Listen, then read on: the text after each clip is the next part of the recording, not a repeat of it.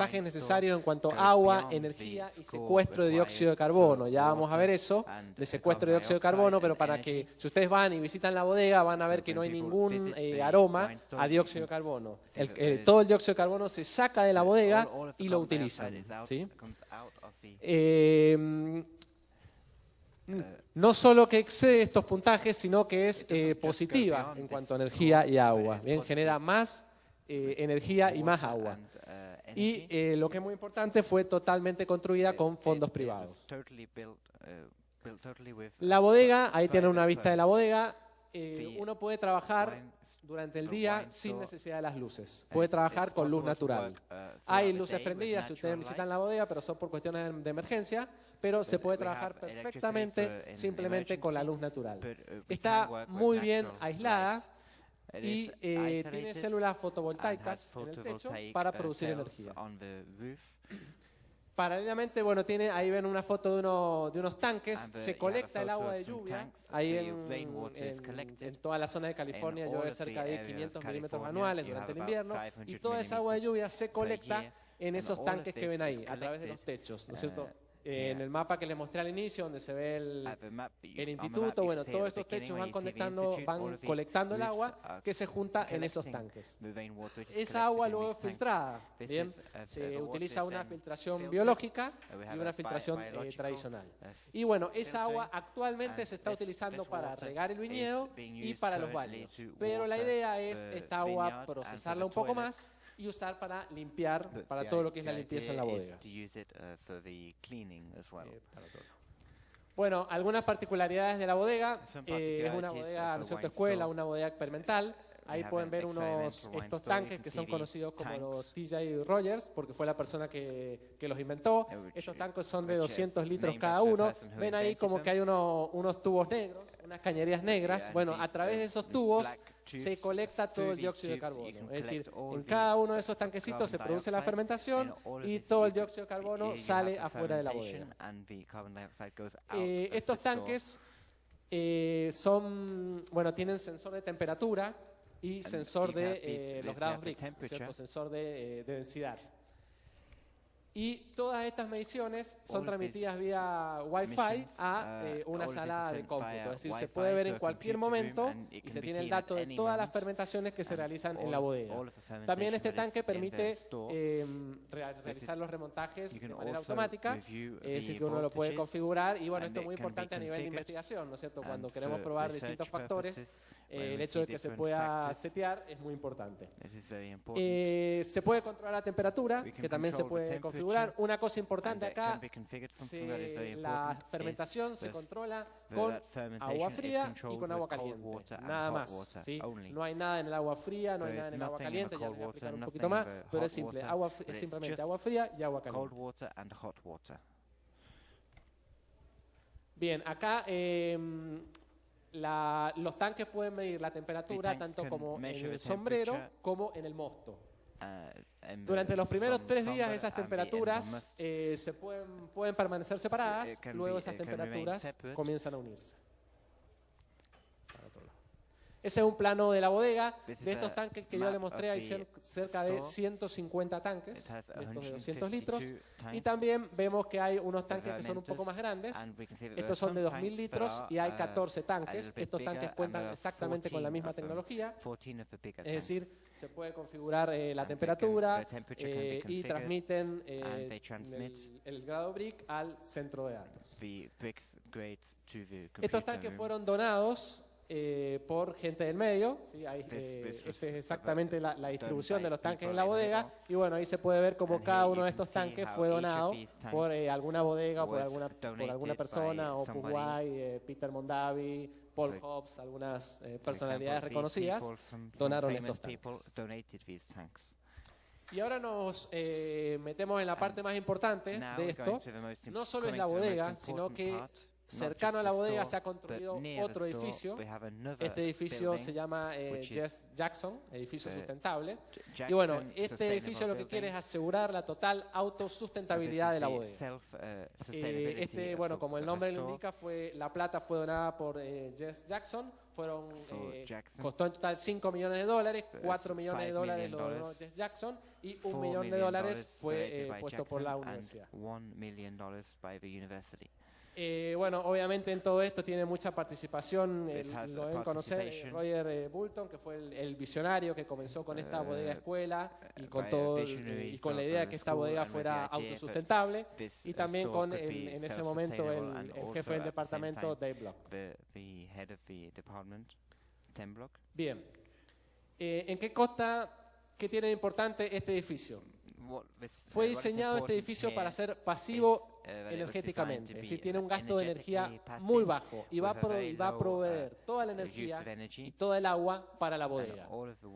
Es un edificio que está muy bien aislado y va a ser certificado como energía neta cero. A este edificio no se lo puede calificar como a la bodega como Platinum, porque es una calificación que se le da a los edificios en los cuales hay gente. Este edificio normalmente no va a haber gente trabajando, por eso se le da ese premio. Bien, en cuanto al aislamiento de este edificio, la variación de la temperatura en el interior es de 1/10 comparado con el exterior. ¿Qué quiere decir esto? Que si afuera la temperatura varía 10 grados, adentro la temperatura varía solo 1 grado. Bien. El piso tiene tubos por donde circula agua caliente y agua fría, y la temperatura se regula por el calor del día y por el aire fresco de la noche. Si tiene ventanas que se abren y durante el día o de la noche para mantener la temperatura.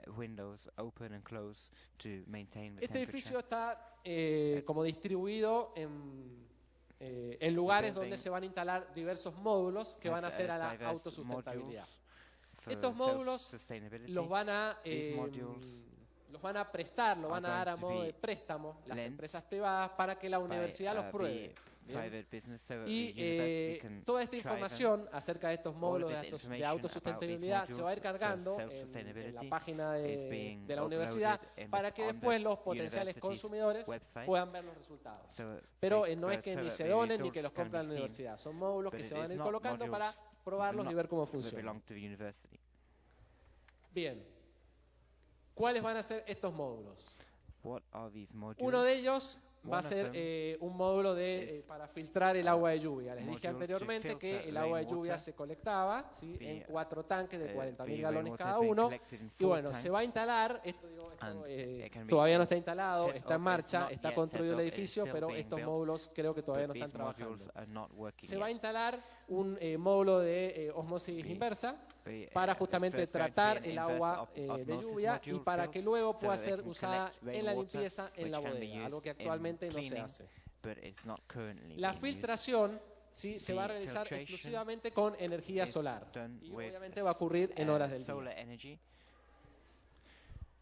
Otro de los módulos que se va a instalar en la bodega se utilizan para limpieza, nada más sales de potasio y peróxido de hidrógeno. Se dice que son productos de limpieza verdes. No se usa nada demasiado fuerte. Estos productos van a ser pasados, o sea, los efluentes de la bodega, digamos, todos estos productos de limpieza van a pasar nuevamente por una membrana de ósmosis inversa y van a volver a ser utilizados. Así, utilizado durante 10 ciclos, va a permitir usar 1/5 de las cantidades normales que se utiliza de agua para la limpieza de la bodega. La filtración también se va a realizar con energía solar. Este es un tema muy interesante. Les dije que la bodega capturaba el dióxido de carbono. ¿Bien? Es decir, a través de esos caños que les mostré, todo el dióxido de carbono salía de la bodega. Este dióxido de carbono que sale de la bodega va a ir al edificio sustentable, al edificio de Jackson. Y ahí se lo va a pasar por unas columnas de cal hidratada. ¿Bien? Entonces se va a precipitar carbonato de calcio, lo que comúnmente nosotros conocemos como la tiza. Esto se va a filtrar y va a ser almacenado, este carbonato de calcio, para transferirlo a empresas biotecnológicas que requieran el dióxido de carbono para el crecimiento de algas o bacterias. Pero este dióxido de carbono va a ser almacenado.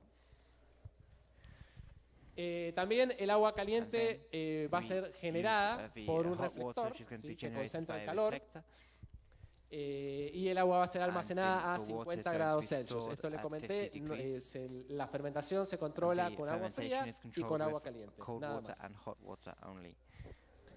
También hay una máquina para producir cubos de hielo, ¿sí?, utilizando energía fotovoltaica. El agua es pasada a través de los cubos de hielo, proporcionando agua a 5 grados Celsius. También ustedes se preguntarán, bueno, ¿qué pasa a la noche? ¿Cierto? Decimos que la bodega es energía neta cero, pero ¿qué pasa a la noche? Bueno, tiene un módulo dentro de este edificio sustentable para generación de hidrógeno, y el hidrógeno va a ser generado durante las horas del día para operar las células fotovoltaicas que generan la electricidad.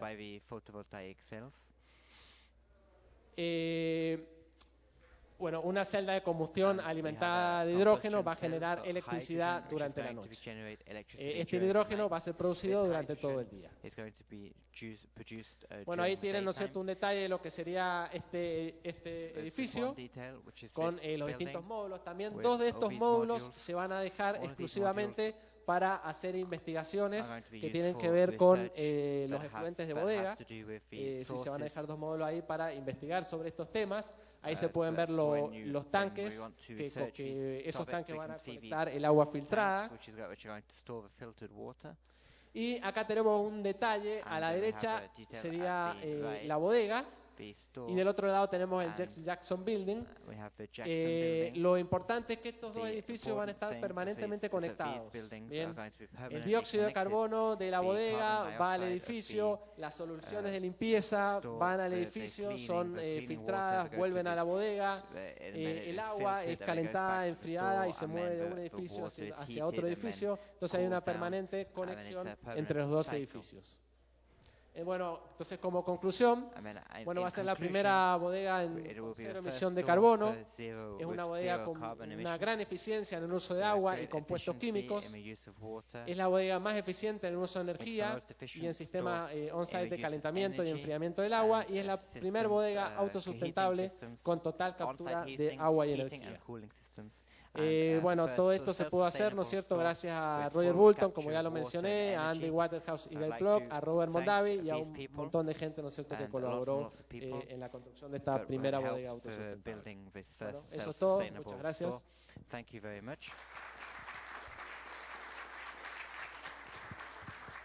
Muchas gracias al doctor Carrania, muy interesante. Thank you, Dr. Catania, very interesting. Damos paso al doctor Manuel Mendoza, Dr. Manuel Mendoza, de Aguascalientes. Who's visiting us from Aguascalientes.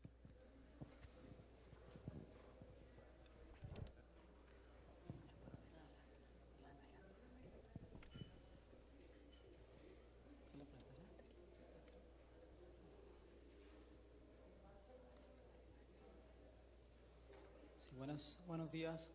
Gracias por invitarme, gracias. Estoy muy contento de estar con ustedes aquí en este recinto. Thank you very much. I'm very happy Y vamos a iniciar con la plática, la última de este panel de prácticas sostenibles. Bueno, esperemos no llegar a esta imagen, ¿verdad? Vamos a hablar un poquito de agua, un poquito del manejo de agua en los viñedos, sobre todo en la parte central, en la parte centro del país, que es Aguascalientes, Zacatecas. Tenemos problemas fuertes de agua también, que creo que es el objetivo común, ¿verdad?, en México. Las regiones productoras de vid. Entonces, vengo a exponer en esta ocasión estrategias para ahorrar agua de riego en viñedos, ¿verdad? Les voy a comentar desde un inicio. Voy a ir trabajando, a ir exponiendo varios subtemas, ¿verdad? Y les comento que parte del trabajo que voy a exponer se hizo con uvas para mesa, ¿verdad?, y también algo para vino. Entonces, a lo mejor voy a salir un poquito del esquema, ¿verdad?, pero siguen siendo viñedos, ¿verdad? Entonces, de manera general, el esquema de la presentación van a ser varios temas. El primero es disponibilidad del agua en el mundo y en México. Otro tema es eficiencia en el uso del agua de manera general. Algunos conceptos, características del acuífero, Ojo Caliente, Aguas Calientes, Encarnación, ¿verdad? Es un acuífero interestatal formado de 3 estados, Zacatecas, Aguascalientes y Jalisco, que es bueno, ahorita vamos a ver las particularidades de ese acuífero, que está, aparentemente es el 5 de los primeros sobreexplotados a nivel nacional. Y otro tema que vamos a tratar es la evaluación de algunas prácticas para ahorrar o que se implementen en los viñedos ya a nivel internacional, nacional y también ahí en la región. Otro tema importante es, voy a dar algunos resultados de trabajos que se han hecho de 2 a 3 años de evaluación y bueno, de manera general unas conclusiones sobre la plática en general. Entonces, hablando de disponibilidad de agua, decíamos, ya habían comentado anteriormente, estamos, o más bien México se ubica en la parte, alguna parte, lo que es la parte desértica, ¿verdad? Se habla que 2/3 partes de nuestro país son zonas semiáridas, mediterráneas, ¿verdad? Que es el caso aquí donde estamos.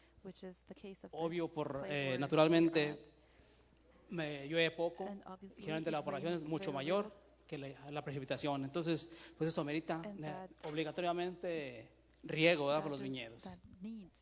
Y también es una causa de poca disponibilidad de agua para los viñedos y para todos los usos en general, ¿verdad?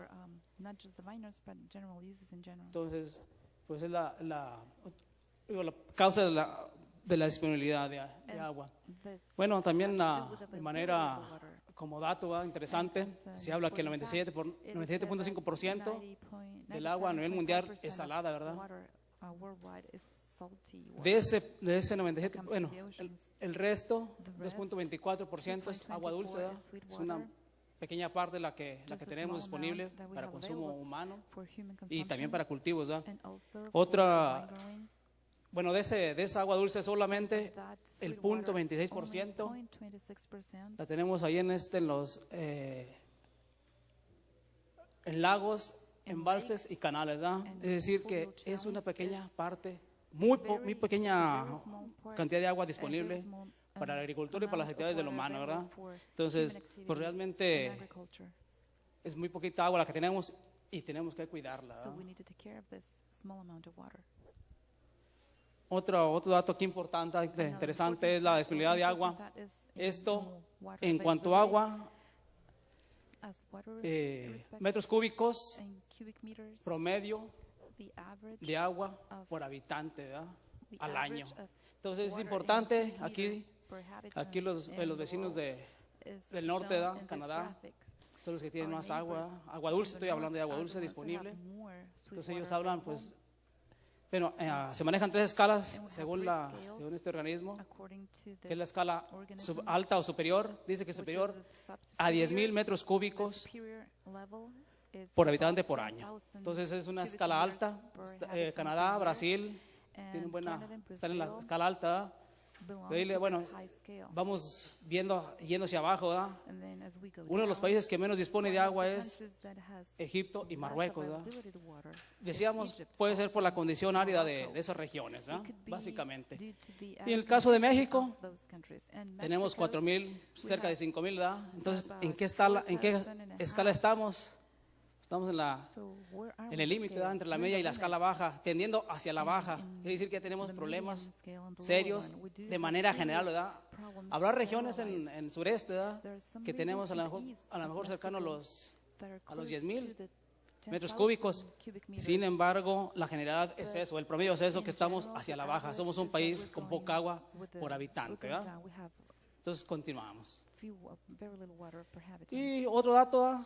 Extracciones del agua por región y por sector. Vemos también un caso, bueno, el promedio mundial, ¿verdad? ¿Cómo es? ¿Quiénes traen más agua? Ya se ha comentado anteriormente los ponentes. Quien consume más agua es la actividad agrícola, agrícola y ganadera. ¿Quién le sigue ahí a nivel mundial? Pues ya la parte industrial, ¿verdad? Y la parte doméstica o la parte, pues realmente es poca de manera general. Ahora vamos por regiones. África, por ejemplo, África tiene, bueno, el continente africano sobresale, ¿verdad? El que es el que más utiliza agua en la agricultura, es el que más gasta agua en la agricultura. Bueno, también los países, lo que es bueno, el caso de Medio Oriente, ¿verdad? También muy altos los requerimientos o los gastos de agua en la agricultura. En cambio, bueno, América Latina también es un poco parecido, ¿verdad? Altas extracciones en la agricultura, pero el caso de América del Norte, ¿verdad? Es todo lo contrario. Canadá, Estados Unidos y también Europa, ¿verdad? Hay un contraste total. Ellos son más o menos intermedios, la parte agrícola y la parte industrial más o menos se van igualando, ¿verdad? Pero la parte doméstica es mucho menor, la parte urbana es mucho menor, ¿verdad? Entonces, pues es un contraste. Generalmente países en desarrollo en desarrollo son los que gastamos más agua en la agricultura y países desarrollados sobre todo más en la industria, ¿verdad? Esas son las tendencias generales. Entonces, cambiando un poquito de tema, vamos a hablar un poquito del uso suficiente del agua. Ya se ha comentado aquí sobre la sostenibilidad del agua, o sostenibilidad en general, ¿verdad? Sobre todo de los viñedos. Entonces, ahorita, hace rato platicaba aquí el doctor Leopoldo, ¿verdad? Sobre los requerimientos de agua de los viñedos. Un dato general, según esos autores, Medrano en el 2010, ellos comentan que para que un viñedo, sobre todo uvas para vino, las demandas son entre 300 y 700 milímetros por año, ¿verdad? Para tener un buen rendimiento y una buena calidad. Esto equivale más o menos a 3.000 metros cúbicos o 7.000 metros cúbicos, ¿verdad? Por hectárea por año. Esos serían los requerimientos de manera general. Otro detalle importante es que si la lámina que requiere el cultivo es mayor a la precipitación, como comentaba anteriormente, se requiere de manera obligada riego, ¿verdad? Y entonces, bueno, ahí nos ponemos desde ahí estamos partiendo, ¿verdad? Que no somos sostenibles. La agricultura es una actividad artificial, elaborada por el hombre, y desgraciadamente, pues, basándonos en este aspecto, en esas regiones como de clima semiárido y mediterráneo, ¿verdad? De entrada, no es sostenible el cultivo, por esos detalles, por los requerimientos tan altos que tiene el cultivo de la vida. Bueno, un concepto de lo que es uso suficiente del agua, generalmente la manejamos como una relación, ¿verdad?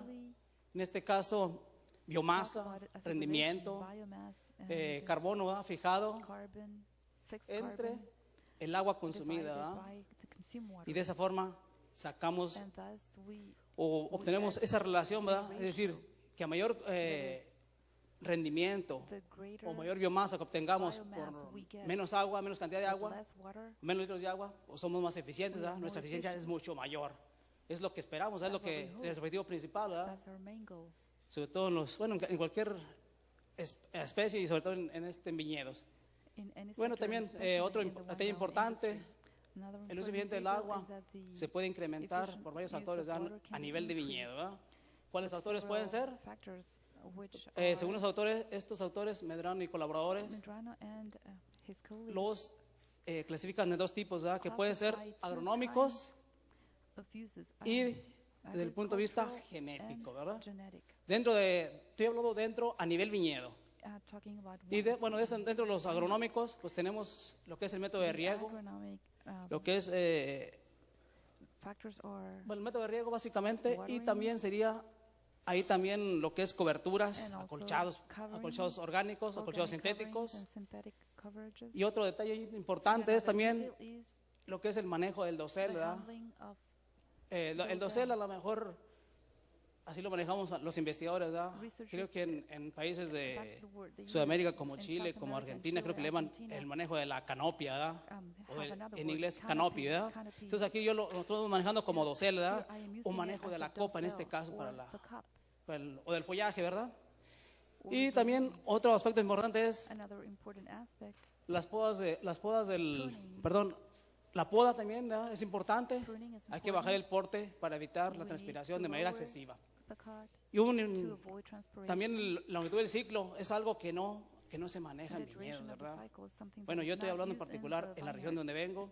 Hay quienes inician el ciclo en febrero, hay quienes y terminan en octubre, ¿verdad? Me refiero a iniciar el ciclo es dar un riego de arranque para el cultivo y terminar realmente regando en octubre, ¿verdad? Entonces, en marzo, octubre. Hay quienes inician el ciclo en abril y terminan en septiembre, ¿verdad? Hay quienes nunca terminan el ciclo, ¿verdad? Hay quienes están regando todo el año de manera continua. Entonces, una forma de ahorrar agua sería esa, ¿verdad? La vid, afortunadamente, tiene su etapa de letargo, donde podemos ahorrar agua. En esa región hemos visto que con un riego a lo mejor de 10 milímetros, 15 milímetros o máximo 20 milímetros, ¿verdad? En letargo, en invierno es suficiente. Sin embargo, los productores riegan grandes cantidades de agua.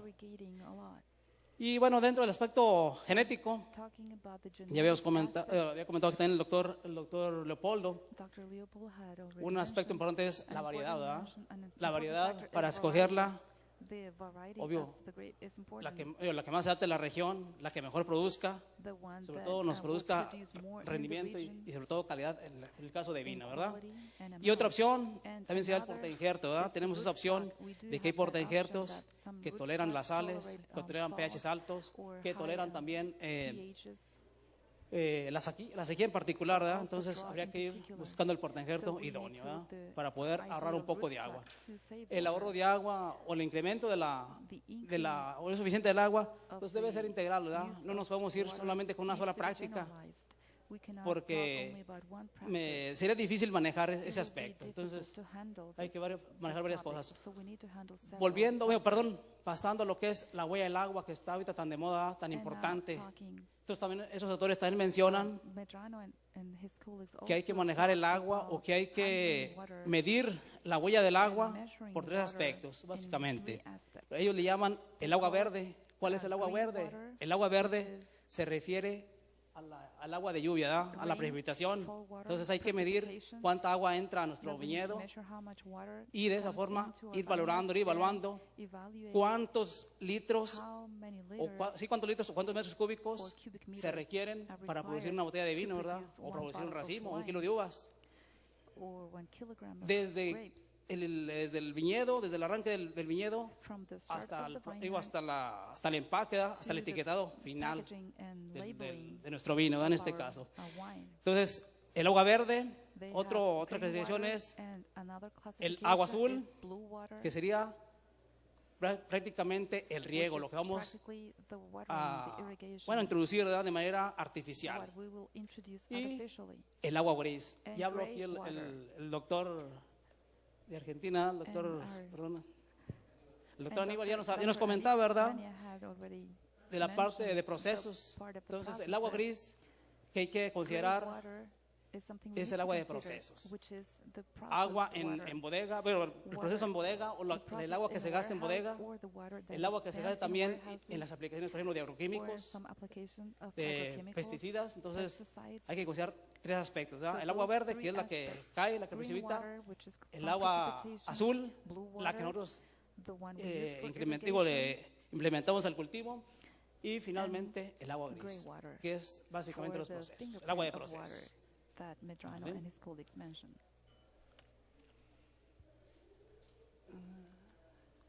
Ya se acabó Bueno, entonces ya habíamos comentado La eficiencia del uso del agua se puede medir de varias formas, ¿verdad? A varios niveles, en varios niveles. Creo que vamos a ver un en el panel posterior algo también de cambio climático, ¿verdad? Entonces, por ejemplo, el cambio climático se ve pues, a nivel macro, ¿verdad? A nivel de mundial, a nivel, se puede decir, país, a nivel región y a nivel cuenca, ¿verdad? Entonces, también podemos hablar de nivel la eficiencia a nivel cuenca, a nivel cultivo, a nivel planta y a nivel hoja, ¿verdad? Entonces varios niveles, varios estratos que hay que considerarlos para poder incrementar la eficiencia. Entonces, pero en general decíamos que es una relación, por ejemplo, de rendimiento, ¿verdad? Entre el agua que apliquemos y también, y sobre todo en esta parte, ¿verdad? A nivel cuenca, cuánta agua tenemos, cuánto nos cuesta el agua, qué tan barata es el agua o qué tan cara es el agua, ¿verdad? Hay que considerar esos detalles. Y a nivel de cultivo, básicamente, hacer una relación entre el agua que tenemos y el agua que nos... Bueno, el rendimiento que estamos produciendo con el agua que tenemos. Y a nivel planta, pues básicamente es la biomasa, ¿verdad? O la transpiración, bueno, la relación de biomasa con la transpiración. Y a nivel hoja, la fijación de CO2 por mililitro de agua transpirada. ¿Sí? ¿De acuerdo?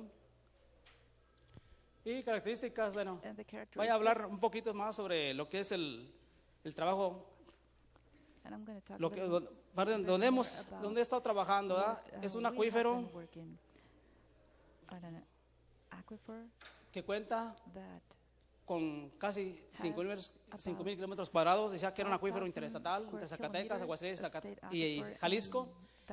Es importante mencionar que en este acuífero se cultivan cerca de 2,500 hectáreas de vid, entre vid para jugos, vid para mesa y vid para vinos.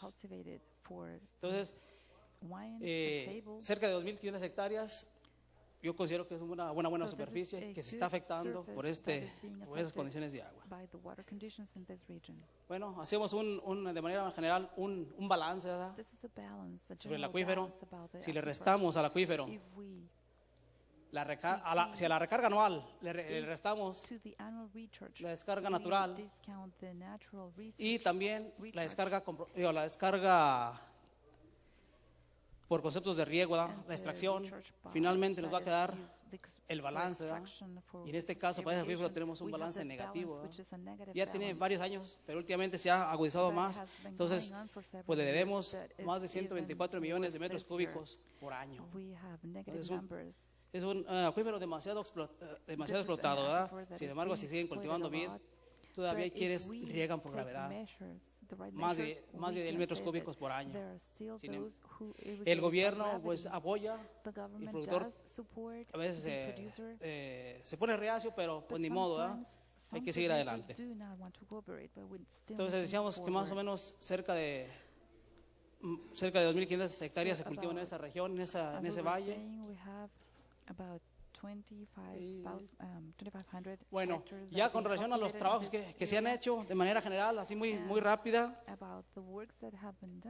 hicimos un trabajo que duró 3 años. Decía que no vas para mesa. Se pusieron varios tratamientos. Uno, pues el testigo, suelo desnudo, y acolchados con paja, acolchados con plástico, acolchados con ground cover, que es un material sintético, es polipropileno, y también se incluyó el riego subsuperficial o el riego subterráneo, ¿verdad? Con 2 mangueras, una a cada lado de la línea. Bueno, también un dato importante, este trabajo se hizo en 4 estados, pero voy a presentar solamente datos de Aguascalientes. Se hizo aquí en Baja California, en Sonora, Zacatecas y Aguascalientes. Entonces, ¿qué se hizo? Se pusieron sensores de humedad para tratar o para asegurar que no le faltara agua a la planta. Y se calibraron esos sensores de humedad, ¿verdad? Y aquí donde, calibramos la tensión y la humedad gravimétrica. Y se escogió el mejor modelo. Bueno, y como datos así que encontramos en ese trabajo, me faltaba comentarles que el trabajo se hizo con riego por goteo en todos los tratamientos. Y bueno, aquí tenemos como resultado de 11 años, el promedio de 11 años, la precipitación, que son las barras blancas, y la evaporación de referencia de la estación meteorológica automatizada. Y vemos que efectivamente, de manera general, siempre es mayor la evaporación que la precipitación. Únicamente en 3 meses, que será julio, agosto y septiembre, aparentemente no se requiere riego. El resto del año hay que regar obligadamente.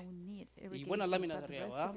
Y vemos también los años 2002, 2013, 2014, que fue cuando estuvimos trabajando ahí, datos importantes. Y vemos que en 2013 llovió bastante, incluso los sensores nos indicaban que estaba la planta por arriba de lo normal, ¿verdad? El suelo estaba muy saturado. Sin embargo, pues esa agua no la podemos quitar, ¿verdad? Ya está ahí. Pero afortunadamente no tuvo problemas la parra, crecieron bien las plantas. Sin embargo, pues bueno, en este caso es un año totalmente atípico de la región. Ahí en ese lugar normalmente llueven 420, 450 milímetros, y en esta ocasión llegaron hasta 700, es decir, casi llovió el doble, ¿verdad? Pero es un año atípico y común en las regiones semiáridas, ¿verdad? Y bueno, ya de los resultados, evaluamos varias variables, ¿verdad? Básicamente lo que es lámina de riego, ¿verdad?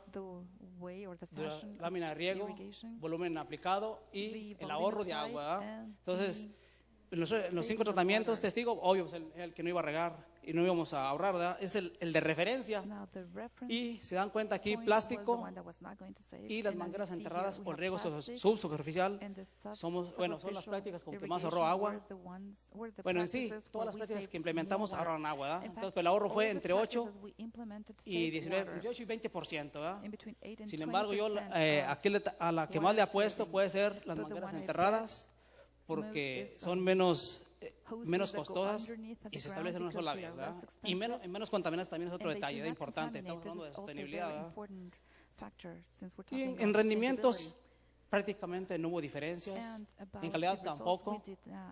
Lo que fue grados Brix, lo fue diámetro de valla, peso de racimo. Entonces, creo pues que es una buena práctica y es un buen trabajo para ahorrar agua sin afectar el rendimiento y la calidad.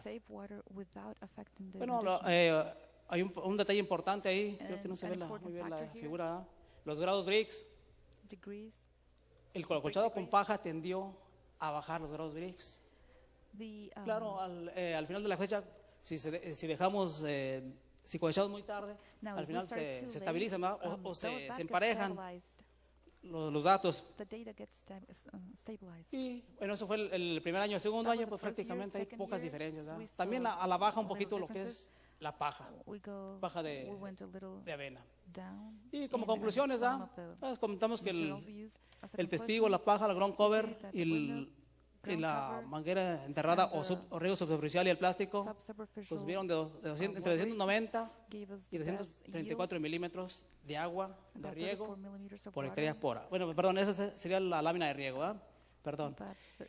Y bueno, decíamos que los acolchados plásticos y el RGS consumieron menos agua de riego y produjeron prácticamente el mismo rendimiento y la misma calidad. Y también otra conclusión importante, que el plástico y el ground cover presentaron más bien las eficiencias mayores, es decir, produjeron más fruto por menos agua. Y también otra conclusión, que las plantas con acolchado de paja presentaron frutos con menos grados Brix en relación con los demás tratamientos. Todo lo que tenía preparado. Gracias.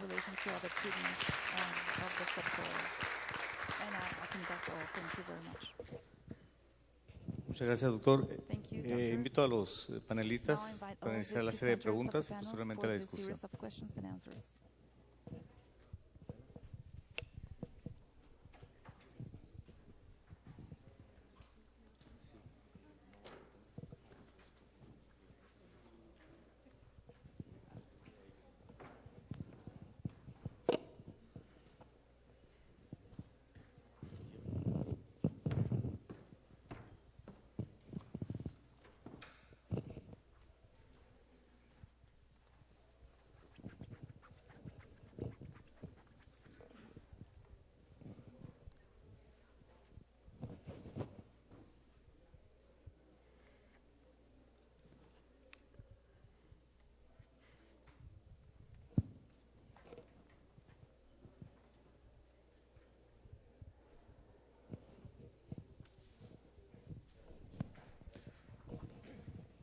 Hay, como habrán visto, muy interesantes las exposiciones.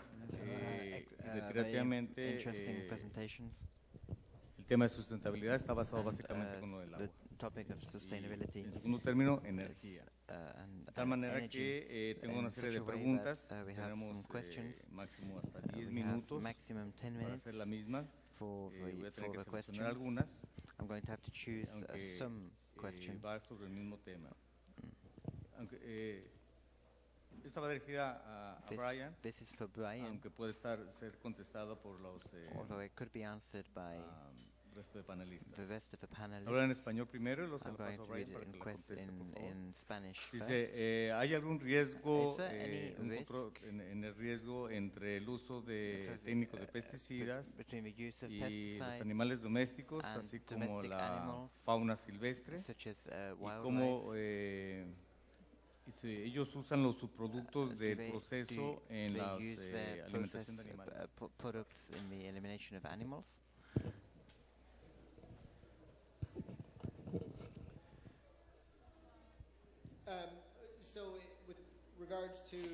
Con respecto a los fertilizantes,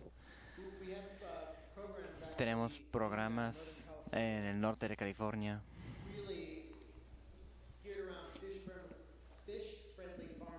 para tener producciones para salvar a los peces, que no estamos rociando de más, que no estamos usando de más, porque cuando empezamos a regar estos pesticidas entran al suelo y sí causa problemas con la fauna, sobre todo los peces.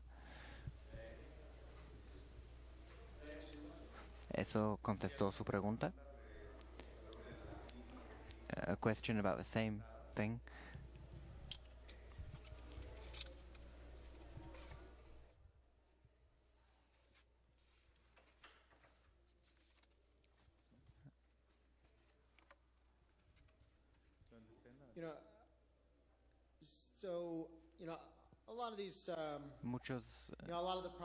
Muchos de los productos que estamos usando, primero, muchos de los productos son diferentes. Queremos tratar de ser lo más específico con el producto, lo más específico que se pueda.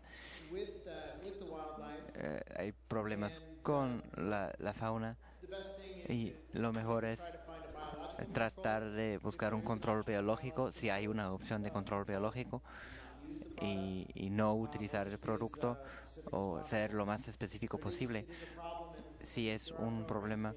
Y hay programas que se están implementando para tratar eso. Uno de esos es cultura para ayudar a los peces. Es un tema. La pregunta, the question here is for Leopardo. What happens con el 100% de las normas de calidad de agua tratada en la mercadotecnia de los vinos? Julio Félix, de Valle de San Vicente. Si no se cumple con el 100%. Gracias.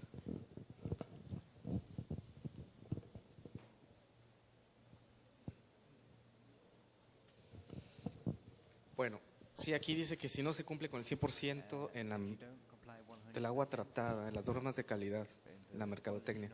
No, pues yo creo que para poder anunciar que se está usando el agua residual para el riego de vides, sí se necesita cumplir enteramente con la normatividad. Porque si no se cumple, pues y se entera, ¿no?, la gente, nos podemos meter en un problema muy grande, ¿no? Entonces, mi opinión es de que existan los controles suficientes de calidad. O sea, una planta de tratamiento, pues es como cualquier planta industrial.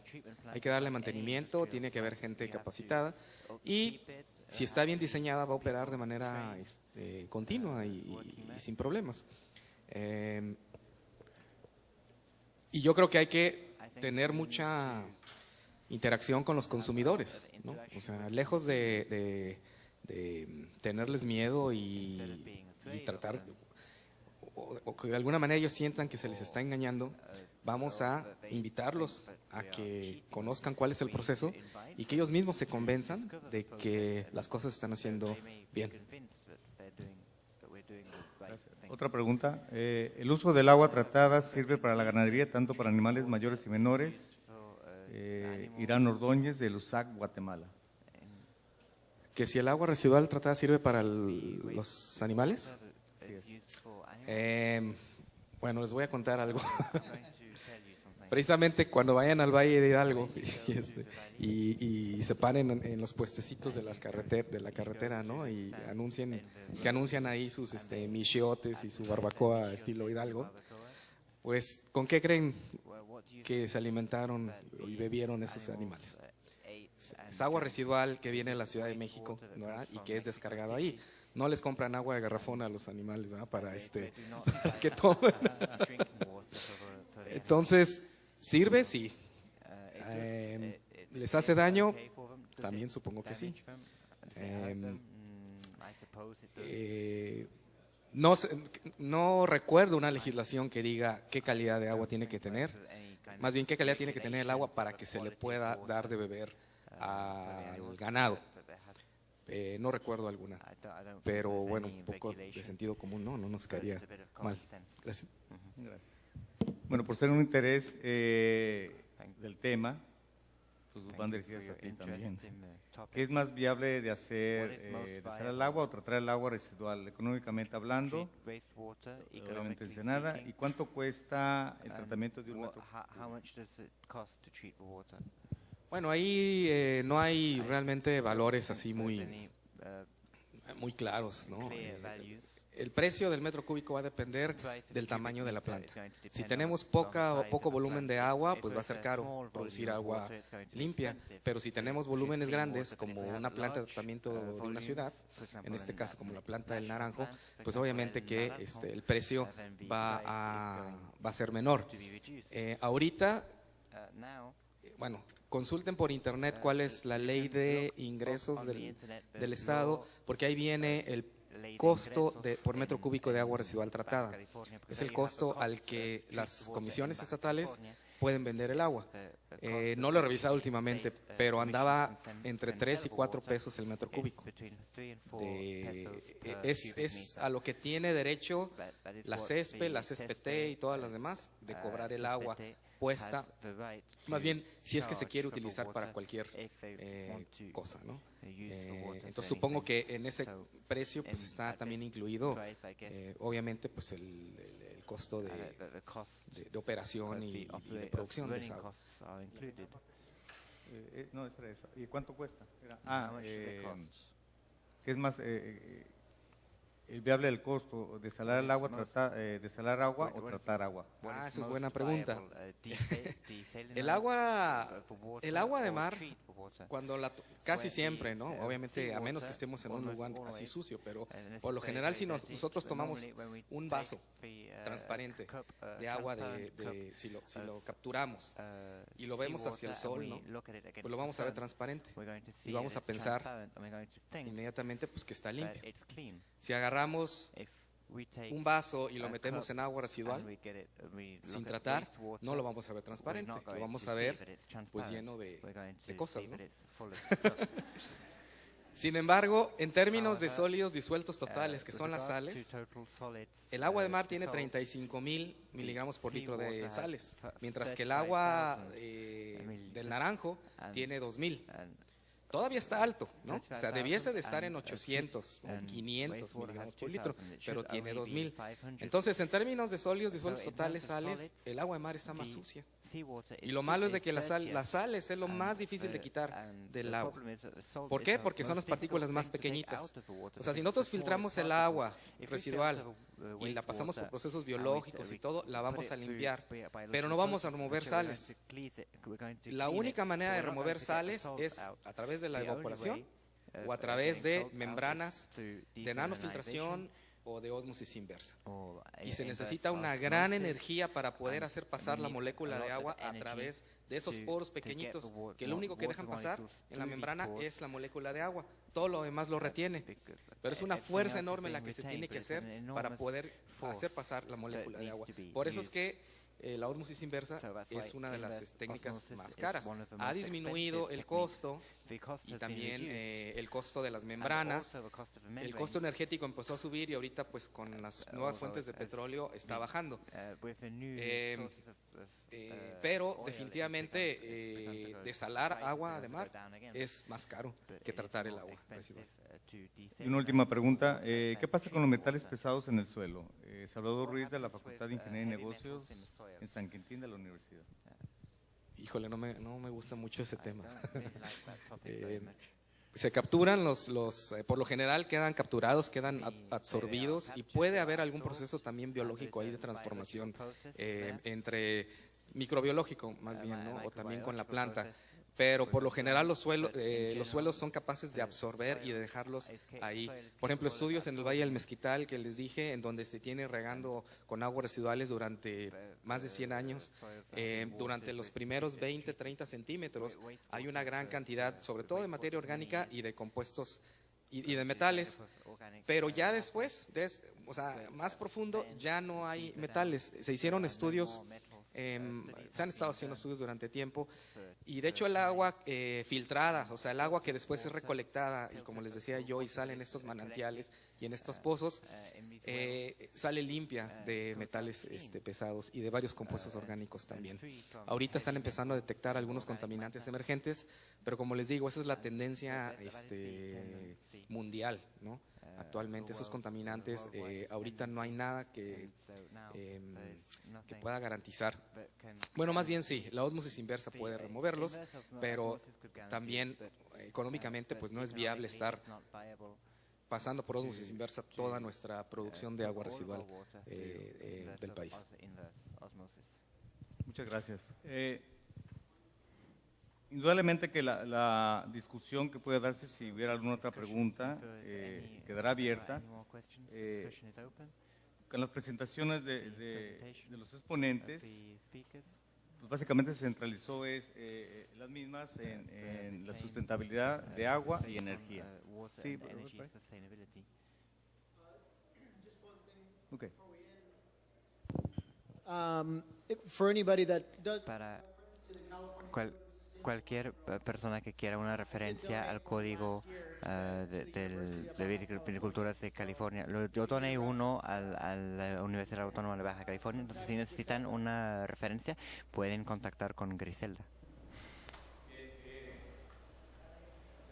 Esas prácticas sustentables, queda abierta al panel la discusión de las mismas, considerando las presentaciones, para que se discutan. Tengo unas aseveraciones para abrir, unos puntos para abrir la discusión.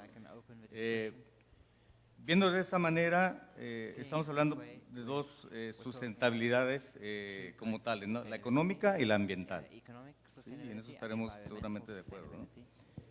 En la primera, en la económica, comprende la implementación de una serie de prácticas económicamente rentables y éticamente justas, regidas por criterios de responsabilidad social y medioambiental.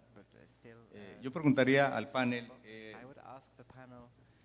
¿cuánto nos falta? Y conociendo su experiencia, ¿qué se tiene que implementar en las diferentes áreas, particularmente en Ensenada? Porque ya vimos que en el caso de California tiene un programa muy estructurado donde están involucrados los viticultores y en el caso de la relación academia, en el caso de la Universidad de California en Davis, ha habido recursos para hacer autosustentables infraestructura, pero ¿qué sucede en nuestro territorio, donde es el foco de este coloquio? ¿Lo abierto?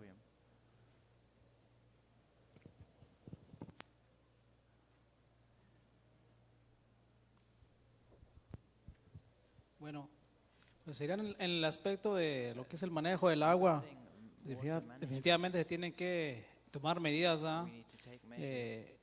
una medida como comentaba aquí el doctor, para el caso del agua, pues, el agua ya está afuera, ya se extrajo, ya está en la superficie.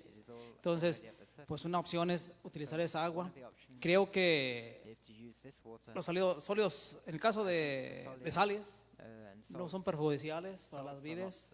Creo que crecerán bien. No tienen ningún problema. En caso de que hubiera algún problema, como comentamos anteriormente, pues puedes seleccionar algún portainjerto que tolere más sales, incluso, por ejemplo, el caso de cloruros.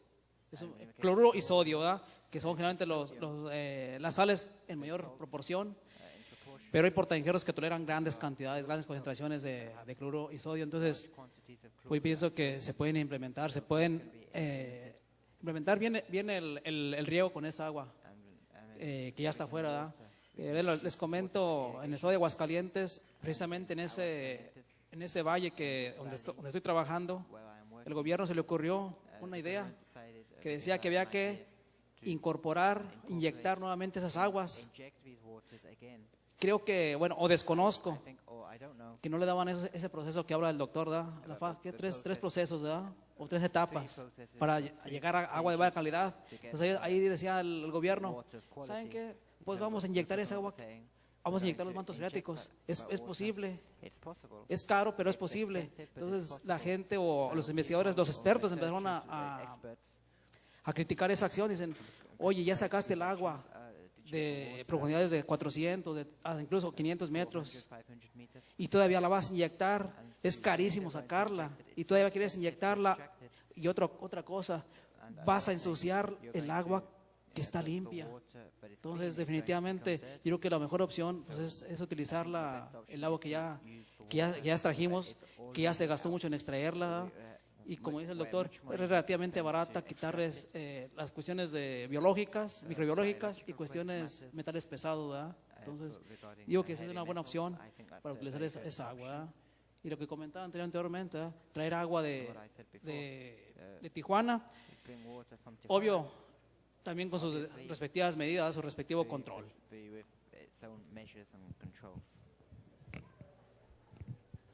Bueno, yo no soy, la verdad, un experto en el tema, ¿no? Indudablemente acá los doctores tienen mucha más experticia que yo, pero bueno, por ahí lo que puedo aportar es con respecto al tema de los portainjertos. O sea, indudablemente al usar aguas residuales, dependiendo del tipo de suelo, creo que tarde o temprano va a haber problemas de salinidad, obviamente dependiendo del tipo de suelo.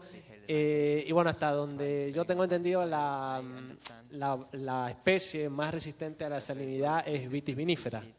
Así que ahí con el tema de los portainjertos habría que verlo bien. O sea, Vitis vinifera es más resistente a la salinidad que muchos de los portainjertos.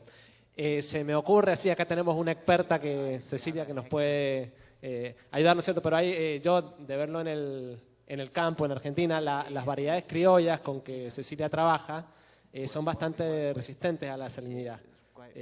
Simplemente decir que, bueno, me parece que las investigaciones o hay que ir haciendo foco en cómo solucionar ese futuro problema de salinidad que se puede presentar. Eso. You know, I would say that my option probably starts off a little less technical, but I know that how it works in the U.S. is Estados Unidos es que empezamos con el dinero. ¿Dónde está? ¿Quién tiene el control? La gente que está haciendo el vino tiene mucho control, ¿verdad? Entonces, tenemos que atraer la atención de los grandes productores de vinos, la universidad, el rector o el departamento, el director del departamento, tener que coordinar específicamente las ciencias involucradas. Entonces la industria y crear una fundación donde tenemos los mejores intereses del negocio y también lo mejor de las investigaciones. Entonces que ambos se ocupan de ambos. Tiene que empezar desde arriba, tiene que empezar con el dinero. De esa manera los científicos tienen dinero para trabajar y los científicos están trabajando en proyectos en la industria. Entonces, esa comunicación de un nivel mayor es importante. Así es como funciona en Estados Unidos, según yo veo. Si vemos la junta de asesores en el Instituto de Vino, van a ver nombres muy familiares, conocidos. Así es como funciona en Estados Unidos, y yo creo que aquí funciona así también en Hong Kong, en Beijing, en Nigeria. Así son mis pensamientos. I am totally in agreement. Precisamente tratar de llevar a cabo esa vinculación, ¿no? Academia, sector privado, que desgraciadamente nos cuesta tanto trabajo en el país. Y aquí también hice unas anotaciones. O sea, Australia, ¿no? El ejemplo que les puse tiene al CSIRO, ¿no? Que es este centro del Commonwealth y no sé qué. Luego Estados Unidos se basa en UC Davis y en este consorcio del cual nos platicó Brian, ¿no? El CSWA. Y en México, ¿en qué nos estamos basando, ¿no? O sea, para hacer la investigación. Es necesario llevar a cabo la investigación. Y sí, la investigación requiere de recursos, porque no todo el recurso puede venir directamente de la universidad. También, mediante esa información, entonces vamos a poder tomar las decisiones basadas, ¿no? Precisamente en esa información. Y desgraciadamente, hasta la fecha, y yo tengo pues ya más de 15 años trabajando en cuestiones del agua aquí en Ensenada, las decisiones no se toman basadas en información, se toman basadas en intereses económicos, ¿no? Y duele mucho decirlo, pero es la verdad. Entonces tiene que haber un punto en el que eso tiene que cambiar. Muchas gracias. Pues como vemos, de la sustentabilidad económica se pasa directamente a una sustentabilidad ambiental, que se domina la administración eficiente y racional en el uso de los recursos naturales, sin por ello comprometer el equilibrio ecológico. Indudablemente el agua, que es la parte importante, es el punto focal. Y déjeme, para cerrar este panel, alguna información que encontré hacia la viticultura sustentable o sostenible. Hace referencia de que actualmente el perfil del profesional, el enólogo, debe ser capaz de, 1, planificar y gestionar cultivos vitícolas bajo un criterio de sustentabilidad. 2, gestionar y organizar la empresa vitivinícola considerando el contexto socioeconómico y productivo en que está insertado, con criterios de responsabilidad social y sustentabilidad. Y conclusiones de un congreso de cambio climático, vitivinicultura, recursos hídricos que se realizó el 2010 en Mendoza, tierra de Aníbal, concluyen 4 puntos. Una falta de sustentabilidad en la producción del vino podría ser una barrera al comercio. 2, las industrias que puedan generar riqueza a la vez que protegen el medio ambiente sobrevivirán y prosperarán. 3, el desarrollo de la industria vitivinícola dependerá de la capacidad para utilizar los recursos naturales de manera sustentable. 4, ¿qué estrategias se pueden implementar en la industria vitivinícola para hacerla sustentable? Al ver esto, veo que en otras partes se ha hecho bastante sobre el tema y que indudablemente se ha hecho referencia aquí por los panelistas, tendría que iniciarse ya acciones de todo tipo, principalmente infraestructura hacia el agua y en general hacia el uso de los recursos, para que esta industria no esté basada exclusivamente en cuestiones de comercio y económica. Finalmente,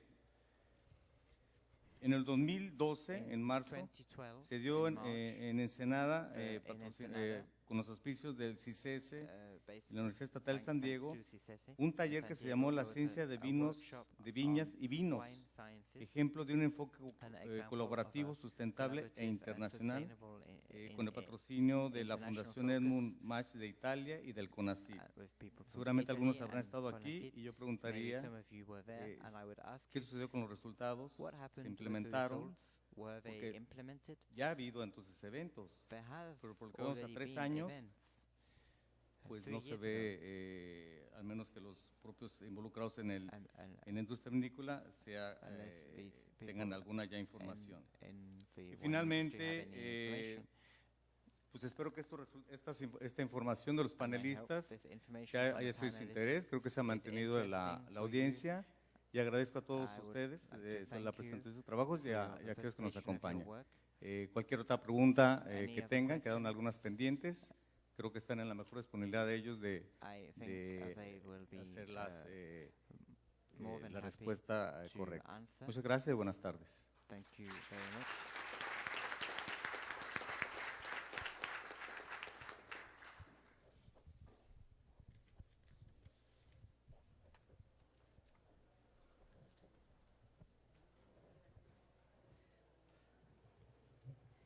Bien, agradecemos la participación de nuestros distinguidos invitados y a continuación solicito la presencia de la doctora Cintia de Lira García, coordinadora general de este coloquio, para hacer entrega de los reconocimientos a nuestros invitados.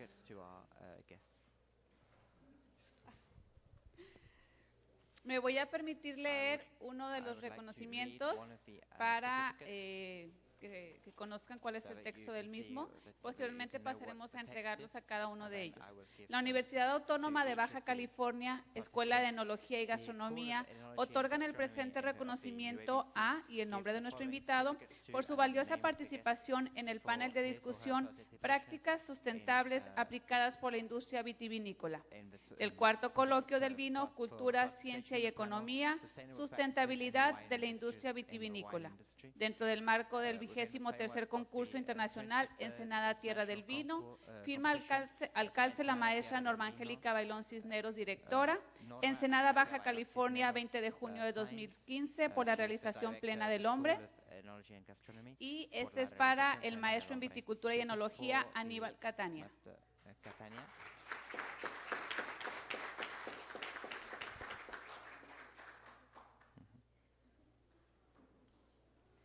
El doctor Leopoldo Guillermo Mendoza Espinosa.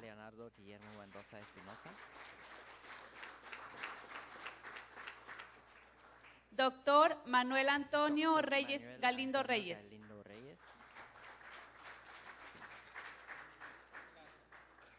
Enólogo Brian Ávila.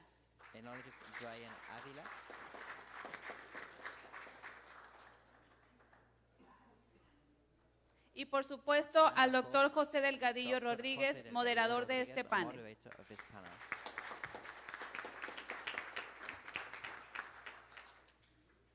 Bien, a todos ellos gracias y agradecemos su asistencia y participación. Les recordamos que la siguiente actividad es el panel Implicaciones del Cambio Climático en la Industria Vitivinícola.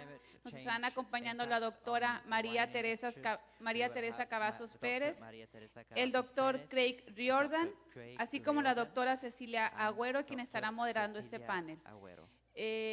Vamos a dar un breve receso de 10 minutos para refrescar el salón y también tiempo en el que les estaremos invitando a pasar al salón contiguo, donde hay un centro de negocios y están ahí participando algunas de las etiquetas que están concursando, están ofreciendo degustaciones y están mostrando también algunos otros productos relacionados con la industria del vino. 10 minutos, por favor. Gracias.